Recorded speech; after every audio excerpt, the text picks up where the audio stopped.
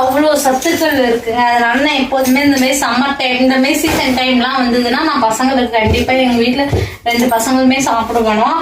அதனால அவங்களுக்கு வந்து வாங்கி தருவேன் நான். என்ன உத்தரா இவ்வளோ பாயிண்ட் வந்து டாக்டர் சொல்ற மாதிரியே சொல்ற, எப்படி உத்தராது? இது டாக்டர் தான் சொல்லணும்னு கிடையாதுங்க.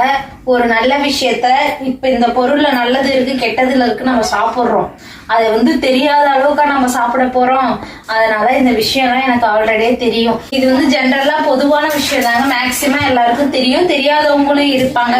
இதெல்லாம் பாத்தீங்கன்னா இப்ப உள்ள இளைஞர்கள் வந்து இதை சாப்பிட மாட்டாங்க. மேக்சிமம் பாத்தீங்கன்னா அந்த வயசானவங்க எல்லாம் விரும்பி சாப்பிடுவாங்க. எங்க ஆயாவுல இருந்து எங்க தாத்தாவுல இருந்து எல்லாருமே சாப்பிடுவாங்க.